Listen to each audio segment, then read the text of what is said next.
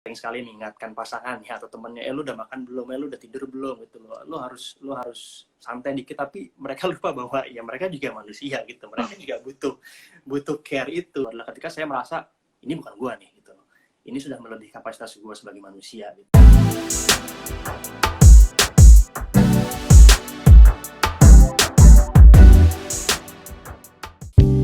Oke, nah next question nih. Ini aku mohon izin dulu, aku mau tanya-tanya soal mental health, boleh? Boleh banget, Mbak. Saya sangat senang banget kalau diskusi tentang mental health. Oke, ini thank you banget loh dikasih kesempatannya. Nah, siap. Nah, setauku kamu memang pernah mengalami ada permasalahan sama mental health kamu. Itu pertanyaanku mulai dari gimana sih cara kamu get through it gitu? Gimana cara kamu melalui hal tersebut? Wow, okay, that's a good question. Pengalaman saya dengan mental health cukup kita menarik tahun-tahun sebelum tahun ini ya. Mungkin pertama kali saya mengenal mental health mungkin di sekitar tahun 2013. Cuma di situ saya juga masih sangat awam banget ya. How did I get through that mental health episode? Mungkin understanding dulu sih yang paling pertama sih, understanding apa sih sebenarnya yang saya alami gitu.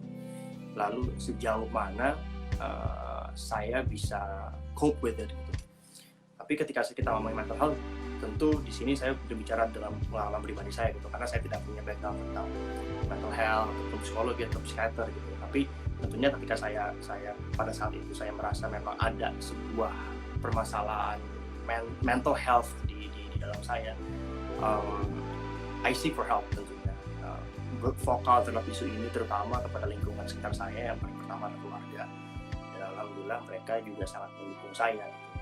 Itu langkah-langkah selanjutnya adalah mencari orang-orang yang mempunyai kredibilitas terhadap isu ini, seperti psikolog atau psikiater.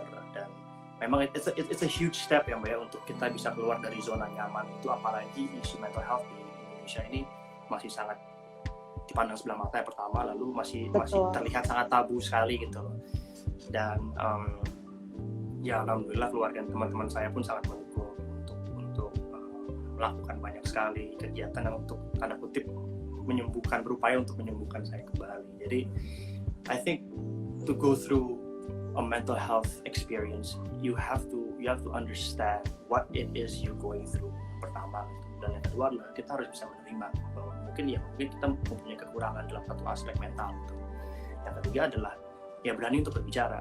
Kalau kita tidak berani berbicara dengan orang-orang lain, dan terutama pada keluarga kita gitu, orang-orang yang benar-benar dekat sama kita, yang mempunyai kepercayaan gitu. Dan yang keempat adalah seek for help gitu. It's okay to not feel okay gitu. It's okay to untuk ke psikolog ataupun pada akhirnya ke psikiater gitu, untuk mengevaluasi dan assess kita secara medical gitu. Kita berbicara psikolog mental health itu kita berbicara tentang medical terms gitu. Dan ketika kita sudah bisa assess dan menurut kita wah gue udah gak sanggup lagi nih, untuk gue harus seek for help, dan it's okay to go there gitu sih. Wow, it's such a long journey gitu ya buat kamu juga, dan bisa sampai kayak Rifan sekarang pasti itu nggak semudah itu.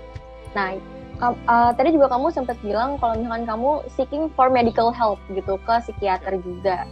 Yeah. Nah, kan banyak banget nih orang-orang yang merasa memang ada permasalahan dari dirinya. Nah, kamu pertama kali kamu merasa okay, ini ada masalah nih sama aku gitu kan. Dan kamu bisa menyebut diri kamu ada permasalahan mental health itu apakah diberitahu oleh psikiater atau psikolog, atau memang kamu searching dulu pribadi baru kamu nanya ke psikiaternya? Ini pertanyaan bagus sih Mbak ya. Jadi saya semaksimal mungkin tidak self-diagnose atau self-assess, karena ya seperti saya bilang saya tidak mempunyai background ataupun pendidikan atau ilmu tentang mental health atau tentang psikologi atau kedokteran jiwa lah, kesehatan jiwa lah.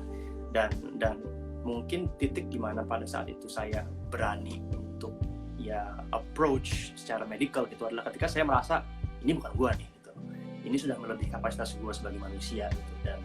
Dan pada akhirnya ya melalui para pakarnya lah saya mengetahui ternyata banyak sekali tipe-tipe mental health, dan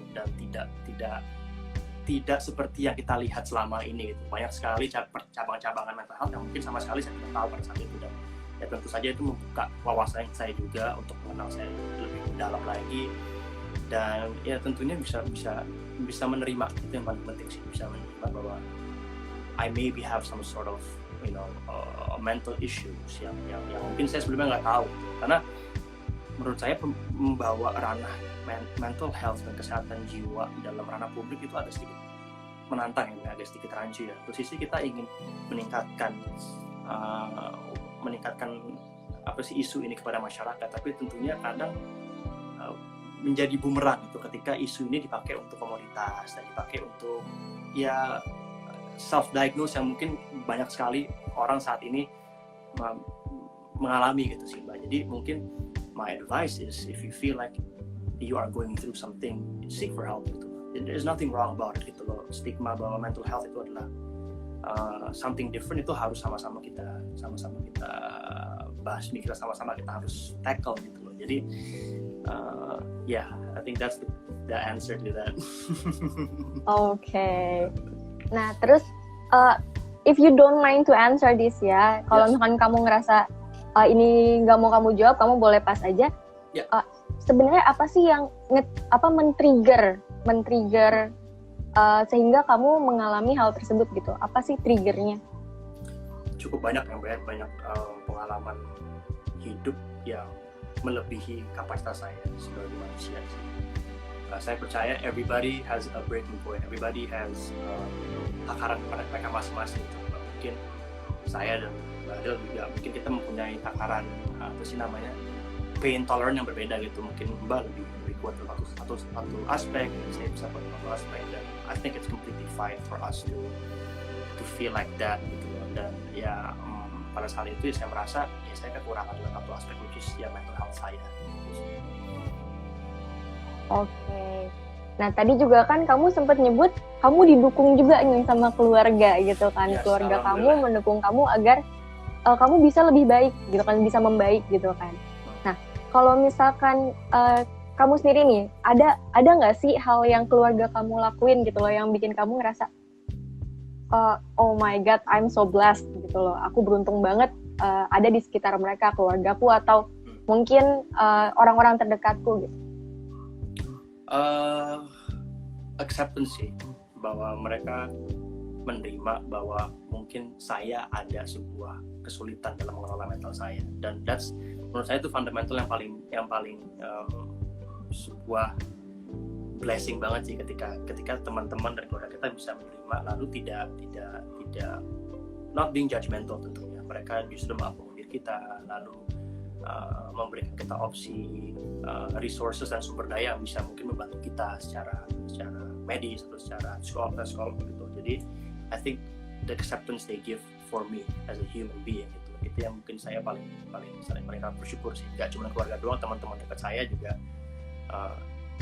bisa menerima itu, dan itu nggak mudah gitu, apalagi ketika kita berbicara tentang mental health dan isu kesehatan jiwa. Nggak semua orang mengerti dan memahami gitu. Bahkan saya pun sampai detik ini masih sangat banyak belajar tentang isu kesehatan jiwa dan kesehatan mental gitu, dan untuk mereka bisa accept dan menerima dan membantu dalam proses tanda kutip pemulihan. I think that's a blessing yang saya sampai sekarang sangat bersyukuri sekali. Wow. Nah, kalau misalkan untuk pertanyaanku selanjutnya nih kan sekarang nih saat masa pandemi ini kayak kita sebenarnya ngelihat nih banyak banget orang-orang yang jadi ngerasa dirinya berubah gitu loh, karena kan mungkin ngerasa terkekang di rumah atau mereka nggak bisa bebas ngelakuin hal yang biasa mereka lakuin dulu gitu kan. Yeah.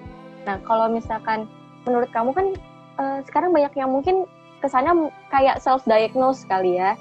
Jadi kayak merasa dirinya ada permasalahannya dalam dirinya gitu kan, mungkin jadi lebih insecure atau yang seperti itu gitu. Kalau menurut kamu nih cara untuk menanganinya gitu kan, itu kira-kira gimana sih? Like the simplest thing gitu. The simplest thing is probably make yourself feel comfortable. Itu paling pertama sih Mbak. Ketika kita merasakan discomfort dalam jiwa kita gitu. I think the simplest thing for me personally gitu ya Mbak, is to find the comfort gitu. Apa sih yang nyaman yang harus gue lakukan untuk bisa menangani itu gitu. Itu paling sesederhana mungkin sih itu sih Mbak gitu loh. Ketika kita terbatas ruang geraknya saat ini, kita tidak bisa kemana-mana. Oke, kita sesederhana apa sih yang bisa kita lakukan untuk setidaknya tidak menyembuhkan tapi memudahkanlah gitu, memudahkan apa yang kita rasakan. Jadi ya ketika mungkin saya overwhelmed dengan kerjaan, saya overwhelmed dengan tugas kuliah dan sebagainya, if I want to take a break, as simple as that, menurut saya do it gitu loh. Karena banyak orang saat ini saya lihat they're overdoing themselves dan mereka tidak they don't prone to take care of themselves gitu loh. Mereka sering sekali mengingatkan pasangannya atau temannya, lu udah makan belum, lu udah tidur belum gitu. Lu harus santai dikit, tapi mereka lupa bahwa ya mereka juga manusia gitu. Mereka juga butuh care itu dan seringkali kita terperangkap oleh itu gitu loh. Kayak kita lupa bahwa kita sebenarnya sebuah manusia, kita manusia gitu loh. Kita manusia yang mempunyai perasaan, kita punya takaran masing-masing, kita punya daya fisik masing-masing, dan ya we have to take care of ourselves. Jadi menurut saya as simple as that, take care of ourselves. Ketika kita merasa overwhelmed, kita merasa bahwa gue udah nggak bisa nih gitu loh, drop everything and just rest for a while gitu loh. Keluar, mungkin kita bisa duduk sejenak, kita bisa istirahat, lalu kita bisa kembali lagi ketika kita siap gitu loh. Jadi menurut saya the simplest thing yang saya sudah terapkan pada masa pandemi ini gitu loh, apalagi jenuh banget kan di rumah kan, hampir setahun di rumah. Betul. Terus gitu kan, ya mau nggak mau kita harus ya mencari kenyamanan itu dalam lingkungan kita juga. Jadi misalnya kalau saya sekarang suka ya journaling, atau sekarang suka menanam atau ternak lele. Ya, wow. hal-hal yang sebenarnya kayak wah, gue nggak percaya nih sebenarnya ini bisa memberikan sebuah perasaan ketenangan atau kebahagiaan. Hal-hal sederhana aja sih.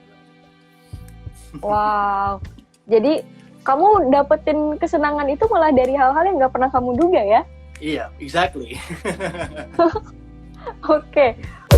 Terima kasih sudah menonton video ini. Jangan lupa subscribe dan aktifkan lonceng notifikasi supaya kamu nggak ketinggalan video terbaru dari Grit.